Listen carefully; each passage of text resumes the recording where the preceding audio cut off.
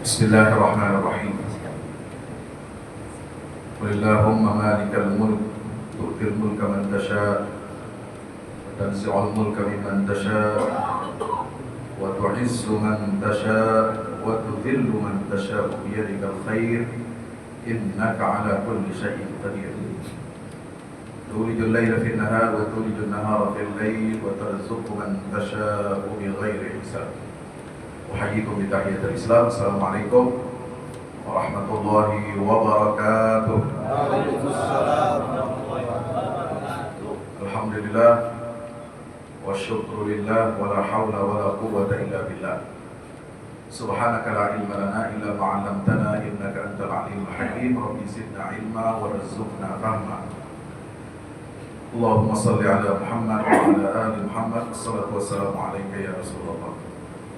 Bapak Ibu hadirin hadirat jamaah Masjid Isma Bakriyah, insyaallah mudah-mudahan kita semua dirahmati Allah Subhanahu wa taala.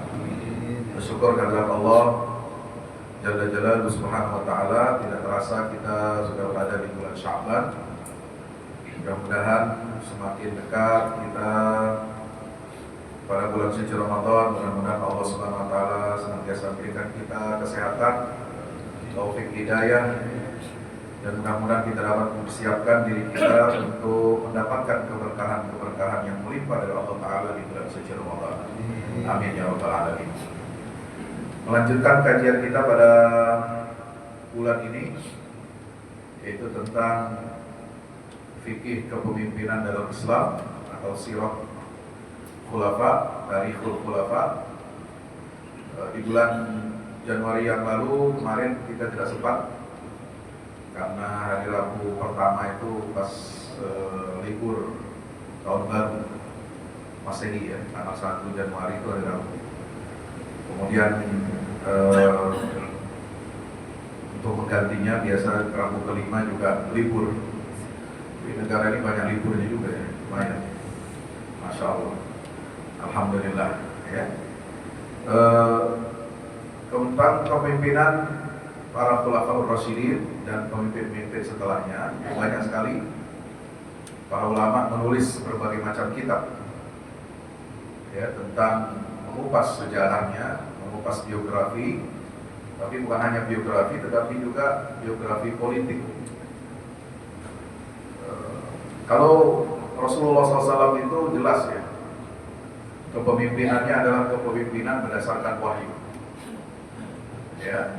Maka di dalam Al-Quran kita sering menjumpai ayat bagaimana Rasulullah menjalankan kepemimpinannya di tengah-tengah umat ini dengan 3 prinsip, yaitu apa?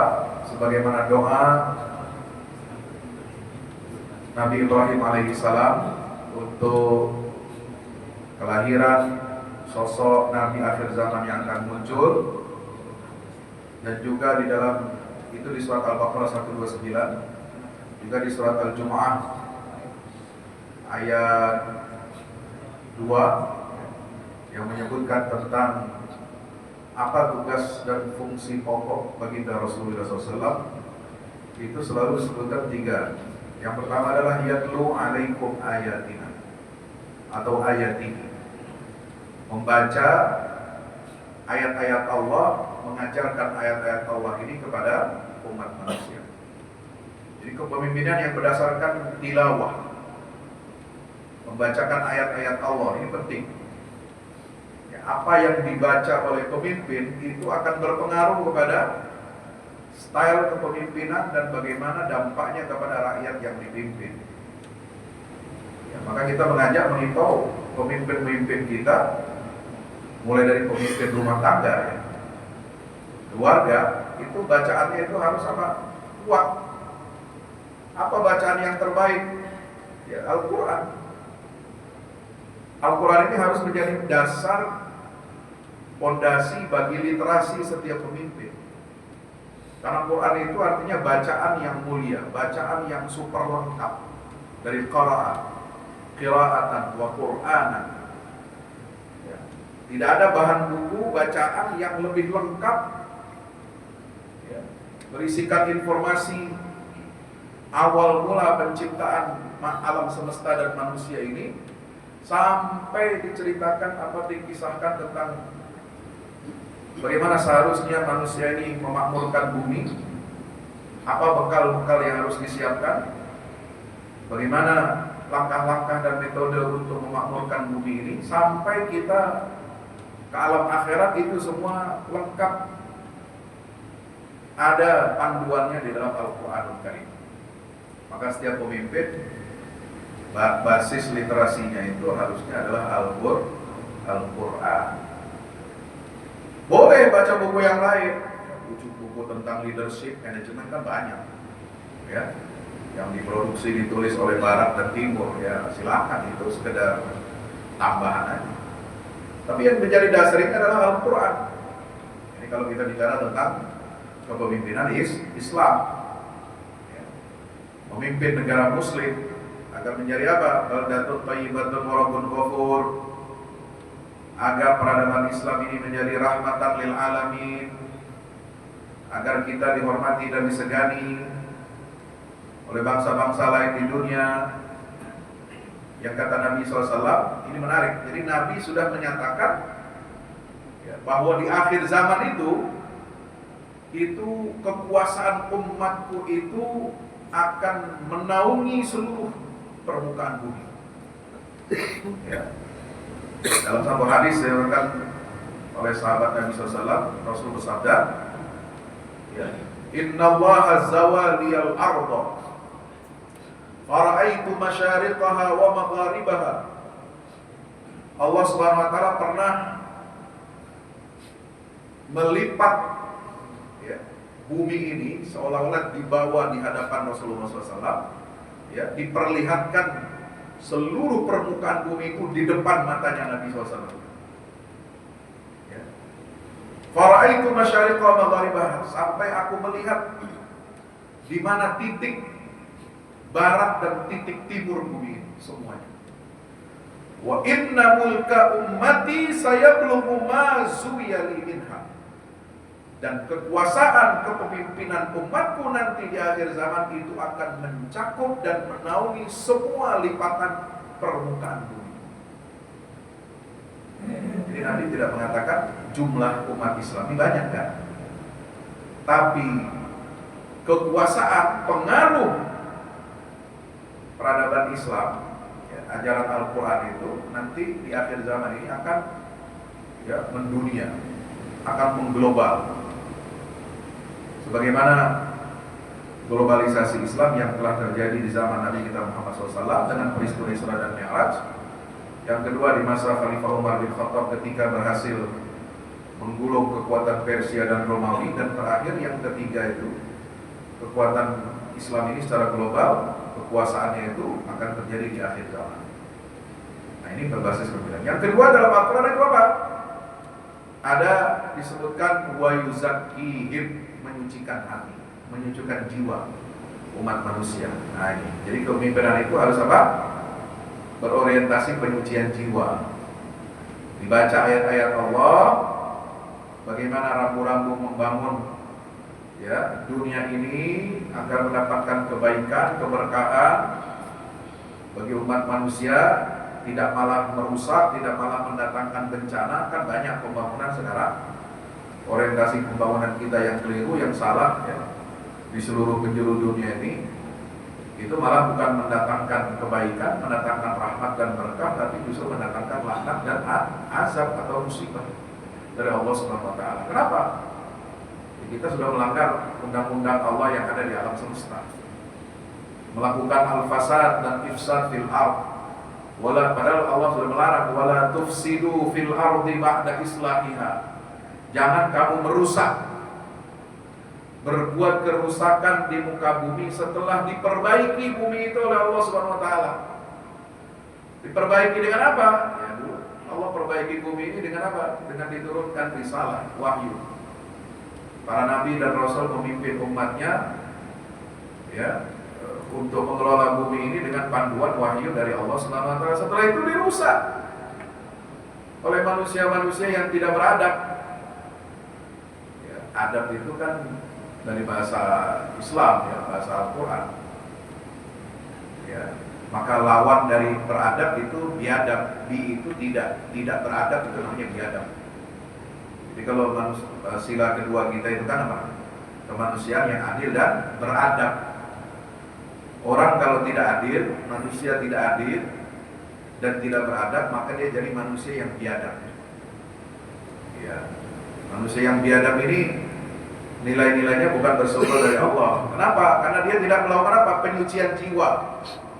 Maka Al-Quran menyatakan salah satu prinsip pembangunan umat manusia itu harus berangkat dari penyucian jiwa. Qad aflaha man zakkaha wa qad khaba man dassaha. Sungguh beruntung orang yang menyucikan jiwanya, dan sungguh celaka orang-orang yang mengotori jiwanya. Kita bingung, apa hubungannya dengan pembangunan? Apa hubungannya dengan kemakmuran ekonomi? Kenapa harus kita membersihkan jiwa? Lah ya, sekarang itu pembangunan sih pembangunan. Ya. Kita bisa mengelola tambang, mengelola gas, mengelola minyak, tapi kan itu semua perlu ada tata niaga, tata kelola. Kalau orang yang mengelola tata niaga, kelola distribusi minyak, gas, itu orang yang cacat moral, maka rakyat itu akan sengsara. Ya. Ini yang bikin susah. Ya, pemerintah misalnya menetapkan harga mestinya 12.000 gas itu buat orang miskin, tapi jadinya 25.000. Nah itu kan kemana itu yang lain? Ini orang nggak benar berarti. Diberikan amanah, dia tidak menyampaikan amanah itu kepada rakyat. Innallaha ya'murukum an tu'addul amanat ila ahliha wa idza hakamtum bainan nas an tahkumu bil 'adl. Jadi banyak yang menyebabkan kerugian-kerugian kepada umat, kepada rakyat. Ya, rakyat pada umumnya itu bukan karena kita nggak bisa membangun, bukan karena kita kurang ilmu, bukan karena kita tidak punya manajemen yang baik, tapi karena rusaknya mental, hati dan jiwa para penyelenggara negara itu sendiri. Maka disitulah perlu apa? Tazkiyatun nafas, penyucian jiwa. Itulah hubungan ajaran agama itu dengan apa? Dengan kehidupan dunia. Ya, sementara kita sering apa? Mengucilkan agama. Anda nggak usah ajaran agama, nggak usah masuk dalam masalah-masalah dunia deh. Ya, Anda nggak bisa, Pak, Bapak Ibu, nggak bisa negara ini memberantas korupsi kalau tidak menyuburkan nilai-nilai agama. Ya, korupsi akan semakin merajalela kalau kita tidak menyuburkan nilai-nilai kebaikan, nilai-nilai keilahian.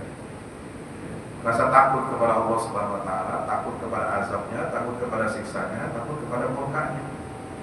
Orang ya nggak akan berhenti dari praktek korupsi itu, dan nggak akan malu dia. Walaupun maling duit rakyat sekian triliun, itu nggak ada kapok-kapoknya. Kenapa? Karena nggak punya nilai-nilai agama. Makanya penting agama ini menjadi sumber moral, ya, sumber etika dalam penyelenggaraan negara. Itulah yang ditanamkan oleh Nabi SAW dalam kepemimpinannya. Yang ketiga adalah wa yu'allimuhumul kitab wal hikmah. Ya, setelah dibacakan ayat-ayat Allah, narasi membangun negara itu jelas, sangat luar biasa di dalam Al-Quran dan Sunnah. Kemudian jiwanya dibersihkan, senantiasa dievaluasi. Makanya kemarin ya, kita baru merayakan Isra Mi'raj, ya, memperingati Isra Mi'raj itu. Itu kan ada peristiwa yang sering terlewatkan, ya, tidak mendapatkan porsi penjelasan yang cukup dari para mubalik. Itu apa? Proses pembelahan dada. Jadi Nabi itu 2-3 kali dalam sejarahnya, ya, itu dibelah dadanya oleh malaikat Jibril. Untuk apa? Dibersihkan hatinya, dibersihkan jiwanya. Pertama usia beliau 4 tahun, ya. Kemudian usia 10 tahun. Itu 2 kali di masa kanak-kanak dibersihkan jiwanya Nabi SAW. Ya, ketika usia dewasa, nah itu peristiwa Isra Mi'raj itu, umur beliau 51 tahun, itu dibelah dadanya. Nabi diambil hatinya oleh Jibril, lalu dibersihkan, disuci, dibasuh dengan air Zam-Zam. Ya. Kemudian diletakkan kembali, lalu kemudian diisi dengan cahaya, dengan ilmu dan hikmah, lalu kemudian disatukan kembali. Ya. Itu proses kalau sekarang ilmu kedokteran itu apa? Pembedahan, ya, ilmu bedah tubuh anatomi manusia. Itu terjadi pembelahan. Maka itu penting penyucian jiwa itu. Nah, yang ketiga ini adalah yu'allim, mengajarkan ilmu dan Alkitab, ilmu dan hikmah. Nah, pilar inilah yang kemudian diwariskan kepada para pemimpin setelahnya. Ya, Nabi SAW bahkan sudah menyatakan periodisasi umat Islam ini jelas. Ya, beliau menyatakan apa? Satakunu khilafatun ala minhajin nubuwah. Setelah aku wafat, ya, setelah Nabi Muhammad SAW wafat, ya, itu kehidupan umat Islam ini, kepemimpinannya itu dibagi oleh Rasulullah ke dalam 4 periode. Hadis riwayat Imam Ahmad. Ya, satakunu min ba'di. Setelah aku wafat itu akan ada khilafatun ala minhajin nubuwah, kekhalifahan. Ya, sebagai konsep dasar Nabi Adam dulu sebagai nabi yang pertama diutus membawa wahyu, memimpin umat manusia ini. Wa idh qala rabbuka lil malaikati inni ja'ilun fil ardi khalifah. Qala wa taj'alu fiha man yusidu fiha wa yasfiku dima wa nahnu nusabbihu bihamdik wa nuqaddisu lak inni a'lamu ma la ta'lamun. Sebagai khalifah. Kata-kata ini ja'ilun fil ardi khalifah itu kemudian dijadikan sebagai kata kunci untuk kepemimpinan yang beradab, kepemimpinan yang menegakkan nilai-nilai ilahiyah dan nilai-nilai kemanusiaan. Nah, setelah aku wafat, kata Nabi SAW, ya, wahyu kan sudah tidak turun lagi, ya, sudah sempurna. Pemimpin-pemimpin yang muncul setelah Nabi SAW itu tidak mendapatkan wahyu. Nah, ini bedanya konsepsi umat Islam yang mayoritas dengan umat lain yang juga mengaku Muslim. Maka disebut sebagai maqalatul Islamiyyin. Seperti apa? Golongan Syiah itu mereka menganggap pemimpin-pemimpin setelah Nabi itu mestinya tetap terus menerima wahyu dari Tuhan. Ya. Walaupun wahyu itu secara maknawi, ya, itu diteruskan oleh dari garis, ya, keturunan biologisnya Nabi Muhammad melalui Fatimah, Zahra dan Ali bin Abi Thalib. Ya. Maka mereka menjadi pemimpin itu harus maksum, terbebas dari dosa. Nah, ini ada banyak sekali catatan, ya, kritik dan tidak benar sesuai dengan apa yang ada dalam Al-Quran dan Sunnah Nabi SAW serta ijma para ulama. Maka kepemimpinan setelah itu disebutnya khilafatun ala minhajin nubuwah. Jadi konsep kenabiannya itu ada dan diterapkan, ya, oleh siapa? Oleh para khalifah setelah Nabi wafat. Dan dalam hadis lain diterangkan kekhalifahan atas minhajin nubuwah itu berlaku selama 40 tahun setelah Nabi wafat. Dan persis itu terjadi, ya, di zaman Khulafaur Rasyidin plus beberapa bulan atau kurang lebih hampir 1 tahun kepemimpinannya siapa? Al-Hasan bin Ali radhiyallahu anhu, ya, sebelum beralih menjadi kekhalifahan atau daulah Bani Umayyah. Ya. Nah, nanti dirahmati Allah, maka Nabi SAW menyebutkan apa? Alaikum bisunnati wa sunnatil khulafair rasyidin. Kalian wajib berpegang teguh, ya, mengikuti sunnahku wa sunnatil khulafair rasyidin al-mahdiyyin min ba'di, dan tradisinya, jalannya, kehidupannya para khalifah yang lurus ar-rasyidin. Nah, saya sudah menyampaikan di bulan Desember itu tentang al-hukmur rasyid, pemerintahan yang bersih dan lurus, ya, clean government, ya, itu bersumber dari apa? Konsep khilafatur rasyidah.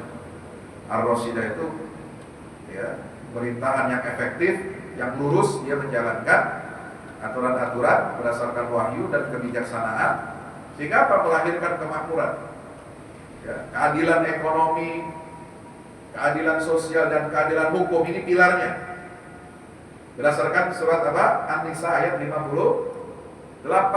Innallaha ya'murukum an tu'addul amanati ila ahliha wa idza hakamtum bainan nas an tahkumu bil 'adl. Baru setelah itu ya ayyuhalladzina amanu atiullaha wa atiur rasul wa ulil amri minkum. Jadi taat kepada Allah dan Rasul itu mutlak, ya, tanpa syarat. Tapi kalau taat kepada ulil amri, dia bersyarat ketika ulil amri itu mentaati Allah dan Rasulullah SAW. Siapa ulil amri yang wajib untuk kita taati? Yang menerapkan ayat sebelumnya, yang menjalankan isian sebelumnya, itu yang menegakkan apa? Keadilan sosial ekonomi dan keadilan hukum. Antu'adul amanat ila ahliha. Jadi menunaikan amanah rakyat kepada yang berhak. Rakyat berhaknya mendapatkan apa? Kehidupan yang layak, sandang, pangan, papan terjangkau, murah, berkualitas, kesehatannya, pendidikannya, ya, bukan cuma murah tapi nggak berkualitas. Nah itu tidak tepat, ya. Jangan asal murah tapi nggak berkualitas, kan banyak begitu, ya. Kalau negara ini seolah-olah berbisnis dengan rakyat, itu nggak boleh. Ini saya cuma bicara tentang negara ini saja ya, tapi semua negara muslim nggak boleh negara berbisnis dengan rakyat. Negara itu fungsinya harus mensejahterakan rakyat, ya. Maka para penyelenggara negara dia harus berkomitmen untuk ikut dalam kebijaksanaan untuk mensejahterakan rakyat banyak. Tidak boleh berbisnis dengan rakyat, ya. Bagaimana bisa murah BBM, bagaimana bisa murah kebutuhan dasar pokok hajat hidup manusia, bagaimana gaji itu mencukupi, bahkan bisa untuk ditabung, ya, tabungan hari tua, tabungan rumah, tabungan macam-macam, ya. Nah itu harus dipikul, ya, oleh pemimpin itu. Nah, Bapak Ibu rahmati Allah Subhanahu wa taala, maka al-khilafatur rasyidah, ya. Alaikum bisunnati wa sunnatil khulafa'ir rasyidin. Para khalifah yang lurus, al-mahdiyin, yang diberi petunjuk. Jadi mereka tidak diberikan wahyu memang, tapi mengikuti petunjuk sebagaimana yang dibawa oleh Nabi SAW, yang pakai sebutnya ala min haji nubuwah. Maka mereka menjadi orang yang ditunjuki oleh Allah. Kenapa? Karena mereka konsisten dan komitmen kepada petunjuk-petunjuk yang dibawa oleh Nabi Muhammad SAW. Jadi itu cara memahaminya, ya. Nah, siapa khalifah yang pertama setelah Rasulullah wafat? Ini dipilih secara ijma, ya, oleh kaum muslimin setelah Nabi wafat, bahkan sebelum Rasulullah dikubur, ya, dilakukanlah pemilihan ini terlebih dahulu. Kenapa? Ada pertanyaan. Kenapa Rasulullah meninggal hari Senin baru dikubur hari Rabu? Itu jawabannya, ya, yang saya pelajari, yang saya dapatkan, bahwa untuk memimpin pemakaman seorang kepala negara itu harus dipimpin oleh seorang pemimpin baru yang terpilih, ya. Nabi ini kan pemimpin negara, pemimpin umat, ya. Maka yang akan memimpin proses penguburan jenazah itu harus ada pemimpin baru. Tidak boleh umat Islam ini kosong, satu hari tidak ada pemimpin, 2 hari nggak ada pemimpin, nggak boleh. Dan proses sholat jenazahnya Nabi SAW juga lama karena rumahnya kecil, ya, masjidnya kecil, ya. Itu orang berbondong-bondong dari seluruh jazirah Arabnya datang ke Madinah mau mensolatkan, ya, maka diperlukan waktu, ya. Oh, itu kan mestinya harus cepat-cepat, ya. Jenazah Nabi itu nggak sama dengan kita. Jenazahnya manusia biasa, kalau nggak dikubur 1 hari bau. Beda sama Nabi, bos. Nabi itu wangi. Tibta hayyan wa mayyitan ya Rasulullah. Semua orang yang bertakziah melayat Nabi SAW, masuk ke dalam kamarnya satu persatu, itu menyaksikan bahwa tubuh Nabi itu wangi, ya, jenazahnya itu. Walaupun belum tidak dipakai minyak wangi, sudah wangi. Ya, beda dengan kita. Jadi mau ditunggu 2-3 hari itu nggak masalah. Yang penting adalah bagaimana proses penguburan itu nanti dipimpin secara kenegaraan oleh pemimpin baru yang terpilih yang melanjutkan ya kepemimpinan keduniaan Nabi kita Muhammad SAW. Ya. Nah, disitulah terpilih Abu Bakar Siddiq radhiyallahu anhu. Siapa namanya yang lengkap? Yaitu Abdullah. Ya, beliau sebenarnya aslinya namanya Abdullah bin Utsman bin Amir bin Amr bin Ka'ab bin Sa'ad bin Taib bin Murrah bin Ka'ab bin Lu'ay bin Ghalib bin Fir bin Malik bin Nadar bin Kinana. Jadi masih satu garis keturunan dengan Nabi kita Muhammad SAW, bertemu di kakek yang bernama Murrah bin Ka'ab. Nah, itu nanti di Murrah itu nanti terpisah beberapa cabang. Nah, salah satu cabangnya itu adalah Taib. Jadi Abu Bakar Siddiq ini dari Bani Taib. Ya, Bani Taib ini salah satu suku Quraisy yang terhormat. Lahir di Mekah, usia beliau itu terpaut 3 tahun lebih muda daripada Rasulullah. Ya, kalau Nabi Muhammad SAW itu lahir kurang lebih tahun 570 Masehi. Kalau Abu Bakar Siddiq 3 tahun setelahnya, yaitu tahun 570 di Hijriah. Ya. Ayah beliau namanya Utsman bin Amir, yaitu Abu Quhafah, itu kunyahnya. Kunyahnya bapaknya siapa? Abu Bakar Siddiq radhiyallahu anhu. Nah, ada yang dirahmati Allah Subhanahu wa taala. Jadi Abu Bakar Siddiq ini salah seorang ya yang terkemuka dalam sejarah Islam. Kenapa? Karena termasuk minas sabiqin al-awwalin. Orang yang pertama masuk Islam, kalangan dari orang dewasa yang mengajak teman-temannya sesama pengusaha, kolega, bisnis untuk beriman kepada baginda Rasulullah SAW. Nah, itu yang pertama beriman itu adalah tentu saja istri Nabi, ya. Karena beliau yang pertama kali menerima kabar diutusnya Rasulullah SAW di Gua Hira, ya kan? Pulang ke rumah, Nabi minta diselimutin, zamiluni. Ya. Bingung istrinya Khadijah ini, kenapa suami saya kok tiba-tiba pulang menggigil, minta diselimutin, ceritalah di situ, bertemu ini, aku begini di Gua Hira. Maka beliau memberikan menenangkan hati Nabi SAW, selain mengatakan Allah tidak akan menyia-nyiakanmu, ya, Allah tidak akan membuat kamu kebingungan karena engkau begini, punya akhlak, punya sifat yang mulia, suka membantu, suka memberikan santunan pada anak yatim, ya, suka membantu orang miskin dan sebagainya. Maka Khadijah inilah orang pertama yang beriman kepada risalah Nabi Muhammad SAW. Lalu dari dari kalangan anak-anak yang pertama beriman ini adalah Ali bin Abi Thalib, karena beliau tinggal diasuh oleh Nabi Muhammad dan Khadijah. Nah, dari kalangan orang dewasa yang pertama beriman ini adalah Sayyidina Abu Bakar Siddiq radhiyallahu anhu, ya. Dan dia orang yang penting sekali dalam penyebaran ajaran Islam pertama, sehingga tokoh-tokoh yang lain, terutama dari kalangan elit, kalangan pebisnis itu banyak yang masuk Islam. Seperti siapa? Dia mengajak Utsman bin Affan masuk Islam. Dia ajak Zubair bin Awam masuk Islam. Dia ngajak Talha bin Ubaidillah masuk Islam. Dia ajak Abdurrahman bin Auf masuk Islam. Dia ajak Sa'ad bin Abi Waqqas masuk Islam. Hampir semua sahabat yang dijamin ya oleh Rasulullah SAW masuk surga, 10 sahabat itu hampir semuanya didakwahi oleh Abu Bakar Siddiq radhiyallahu anhu. Ya, kecuali Umar bin Khattab belakangan masih Islamnya. Ya, kita kenal, tapi masih pada Mekah juga. Ya, Sementara yang lain ini didakwahi oleh siapa? Abu Bakar Siddiq radhiyallahu anhu. Nah, Abu Bakar Siddiq ini bahkan disebut di dalam Al-Quran sebagai sahib, ya. Faqala li sahibihi la tahzan innallaha ma'ana.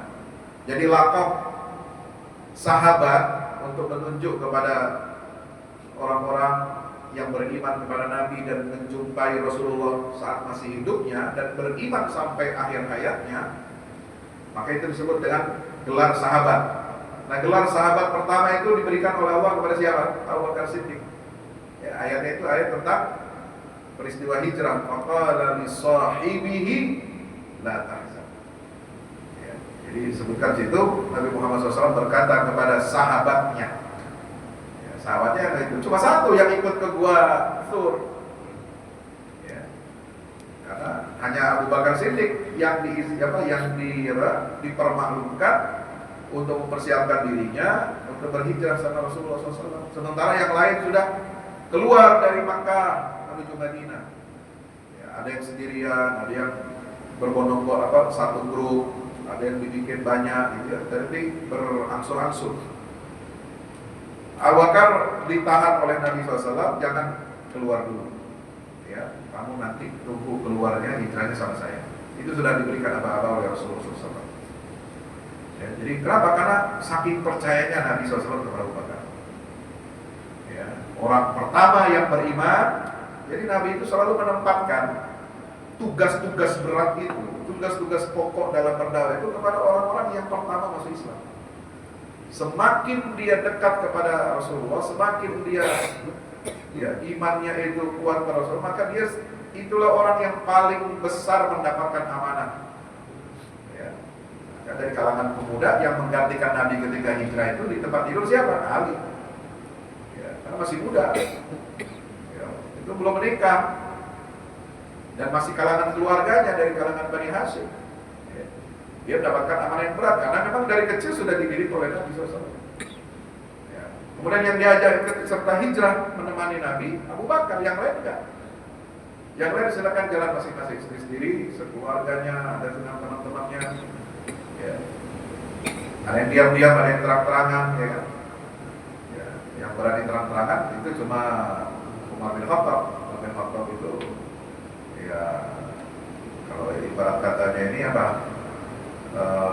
Jawara, ya, yang mengurus pedang. Siapa yang ingin, ya, istrinya jadi janda, ya, bapaknya kehilangan anak dan lain sebagainya, hadapi saya. Ya, ada soal yang berani untuk menghalangi Umar bin Khattab dari hijrah. Ya, maka Abu Bakar Siddiq ini yang dipercayakan. Abu Bakar itu memimpin proses hijrah Nabi SAW dengan begitu cermat, begitu teliti. Ya, dipilih siapa yang akan bertugas membawa makanan, siapa yang membawa air minum, susu kambing, juga siapa yang menuntun, membersihkan bekas sisa-sisa jalan, ya. Siapa yang menjadi penunjuk jalan, ya. Itu belum ada GPS, ya, belum ada Google Map, ya. Karena dalam gurun pasir ini kan harus apa? Harus orang-orang yang terlatih, orang-orang yang punya pengalaman, yang tidak menggunakan rute yang biasa digunakan kafilah untuk berdagang, ya. Rute dagang itu beda dengan rute hijrah Nabi SAW. Maka dia sewa. Itu semua atas biaya Abu Bakar Siddiq radhiyallahu anhu. Ya. Nah itulah. Jadi peristiwa hijrah ini menunjukkan. Nah, Islam Iran juga sama. Ya. Yang paling pertama percaya, ya, bahwa Nabi SAW dalam waktu kurang dari 1 malam itu pergi hijrah dari Masjidil Haram ke Masjidil Aqsa, kemudian di Masjidil Aqsa memimpin sholat para Nabi dan Rasul, kemudian naik Sidratil Muntaha, ketemu ini perjalanan di langit pertama, kedua, ketiga, keempat, kelima sampai ketujuh. Kemudian Sidratil Muntaha itu diceritakan detail. Ya, Nabi mengumpulkan para sahabatnya keesokan harinya. Ya, ada sebagian orang-orang Makkah yang kemudian kufur, menolak cerita yang disampaikan Nabi SAW itu, tapi Abu Bakar mengatakan, ya, kalau seandainya Muhammad bercerita lebih daripada itu, saya akan tetap percaya. Maka dia diberi gelar laqab As-Siddiq, orang yang sangat percaya kepada risalah yang dibawa oleh Nabi Muhammad SAW. Maka setelah wafatnya Nabi tahun 632 Masehi, Abu Bakar dibaiat sebagai khalifah pertama umat Islam. Ya, karena Nabi sudah memberikan isyarat. Ya, apa isyaratnya sebelum beliau wafat? Ya, pada saat sakit, Nabi itu pemimpin agama dan pemimpin negara. Jadi sebagai pemimpin negara, beliau memimpin umat ini dengan sholat 5 waktu. Jadi sholat 5 waktu itu menjadi tugas kewajiban Rasul SAW untuk memimpin sholat berjamaah, dan Nabi tidak pernah absen sholat berjamaah itu kecuali pada saat dia sakit. Ya, Nabi perintahkan Abu Bakar untuk memimpin sholat. Nah, itu isyarat. Ya, dan Nabi akhirnya bermakmum. Nabi cuma bermakmum sekali kepada orang lain, itu kepada Abu Bakar Siddiq ketika sholat. Ya, jadi beliau bermakmum kepada Abu Bakar Siddiq radhiyallahu anhu. Ya, itu disebutkan dalam hadis-hadis yang sahih. Maka belum lagi diceritakan tentang keutamaan Abu Bakar, ya. Banyak fadhail manaqib Abu Bakar Siddiq diriwayatkan oleh para ahli hadis dalam kutubus sittah, itu disebut manaqib Abu Bakar Siddiq radhiyallahu anhu. Ya. Nah, bagaimana kekhalifahan Abu Bakar Siddiq? Itu fokus kekuasaannya, ya, adalah melanjutkan dakwah Rasulullah SAW. Kemana Nabi SAW mengirimkan pasukan sebelum wafatnya, itu beliau lanjutkan. Termasuk mengirim pasukan Usamah bin Zaid, ya, untuk menyerang Romawi Timur yang ada di negeri Syam, memulai futuhat Islamiyah, kemudian memadamkan pemberontakan suku-suku Arab yang menolak membayar zakat. Itu terkenal sekali. Abu Bakar itu orang yang lembut, tapi lembutnya Abu Bakar ini, di balik kelembutannya itu juga ada ketegasan. Ya, yang bahkan Khalifah Umar bin Khattab aja, Umar ketika itu belum jadi khalifah, dia menjadi penasehatnya Abu Bakar, penasehat presiden gitu ya. Itu sangat berhati-hati untuk menangani kelompok yang enggak membayar zakat dan yang agar tidak diperangi, ya. Tapi Abu Bakar bersikeras, aku akan perangi siapa saja di antara kaum muslimin yang memisahkan antara sholat dengan bayar zakat. Ya, karena pembayaran zakat ini penting untuk kas negara, untuk negara ini melaksanakan kewajibannya melindungi dan menyantuni fakir miskin. Itu tugas negara. Maka kalau tugas negara ini sumber pemasukannya, ya, tidak dibayar oleh umat Islam yang sudah mampu, maka berarti mereka menolak ajaran Islam. Maka yang menolak ajaran Islam yang berkaitan dengan kewajiban negara melindungi fakir miskin dan anak-anak yatim piatu, maka berarti dia menjadi musuh negara dan negara harus memerangi orang itu. Baik. Jadi istiadatnya Abu Bakar ini melampaui cara berpikir sahabat-sahabat yang lain, ya. Kemudian juga memberantas nabi-nabi palsu, ya, itu yang terjadi banyak diantaranya. Bahkan sebelum Nabi wafat sudah ada yang mengklaim sebagai nabi palsu, seperti siapa? Musailamah al-Kadzdzab.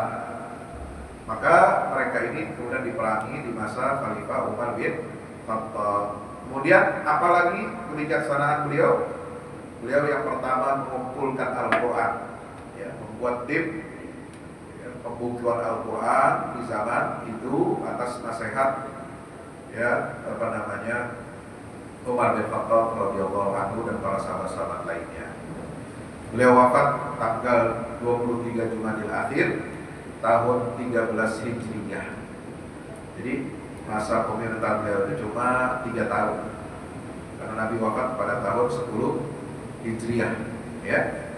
Itu beliau wafat tanggal 22 Agustus 634 Masehi pada usia 63 tahun dan dimakamkan di samping makam Nabi Muhammad Sallallahu Alaihi Wasallam di dalam lokasi kamar Aisyah radhiyallahu anha. Ya, jadi kamar itu yang menjadi hujrah asy-syarifah, makam Nabi itu diisi sekarang oleh 2 sahabatnya dan satu lagi. Ada 1 sahabat Nabi lagi yang nanti akan meninggal dan dimakamkan di situ.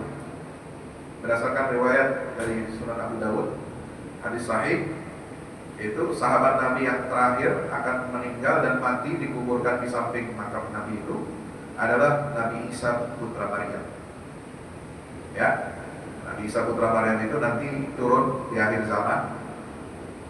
Ya, setelah membunuh Dajjal, Masih Dajjal, kemudian menegakkan syariat Islam, ya, bersama-sama Imam Mahdi. Kemudian beliau wafat dan Nabi menyatakan Isa putra Maryam ini wafat dan akan dikuburkan di samping saya.